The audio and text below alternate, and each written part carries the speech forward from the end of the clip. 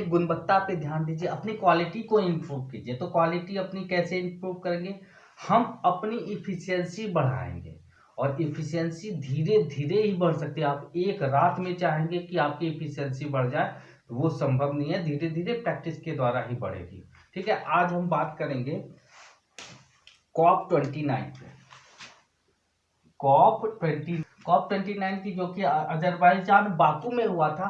इसमें $300 बिलियन की प्रति वार्षिक व्यवस्था की गई है। इस व्यवस्था के अंतर्गत विकासशील देशों को 300 बिलियन प्रति वर्ष विकसित देश देंगे क्लाइमेट चेंज यानी जलवायु परिवर्तन से निपटने के लिए, स्वच्छ ऊर्जा को अपनाने के लिए, सोलर एनर्जी को अपनाने के लिए, जिससे कि और कार्बन उत्सर्जन को कम करने के लिए 300 बिलियन प्रति वर्ष दिया जाएगा विकासशील देशों को विकसित देशों के द्वारा। अब देखिए इस समझौता पे जिसे कि बढ़ा करके $1.3 ट्रिलियन पहुंचाना है 2035 ईस्वी तक।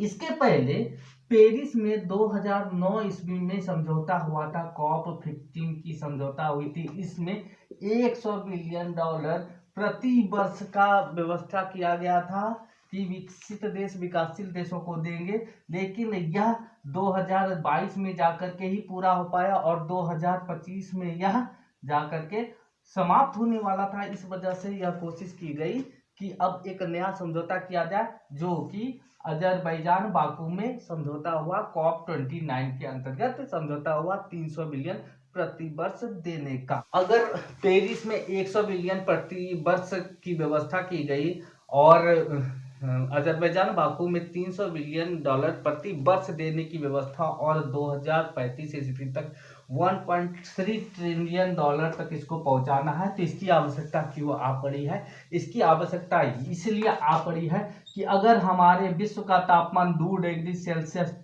सेल्सियस और बढ़ जाता है तो ग्लेशियर पिघलने रहेंगे, मौसमी परिवर्तन हो रहे हैं। 2024 ईस्वी को माना गया है सबसे गर्म वर्ष, और इसका तापमान पहले के तापमान से 1.5 डिग्री सेल्सियस ज्यादा के बराबर था, जिससे कि बहुत ही समस्या, मानव जीवन के लिए यह बहुत ही खतरनाक साबित होने वाला है। और हम देख ही रहे हैं बाढ़ और सुखाड़ की संभावनाएं बढ़ती जा रही है, पर बारंबारता बढ़ती जा रही है।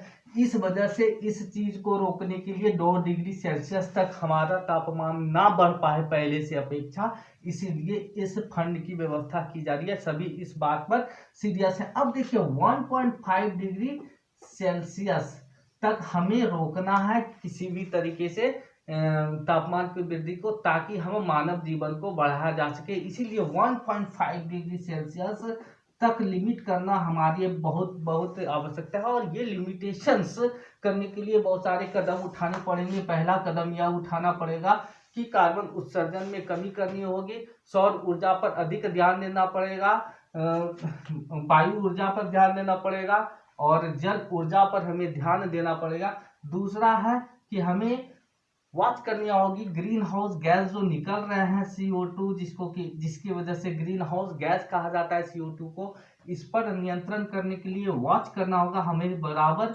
नजर बनाए रखनी होगी। और तीसरा यह है कि हमें किसी भी तरीके से जो हमारा अर्ली वार्निंग सिस्टम है, पूर्व चेतावनी है, उसके गैप को खत्म करना पड़ेगा। उससे पहले उसके बारे में हमें रिसर्च करना पड़ेगा, शोध करना पड़ेगा, ताकि हम पूर्व चेतावनी 20-25 साल पहले ही पूर्व चेतावनी दे पाए। इससे क्या व्यवस्था होगी? इसके कारण से हम पहले ही प्रबंधन करने में, अपने आप पर नियंत्रण करने में सक्षम हो।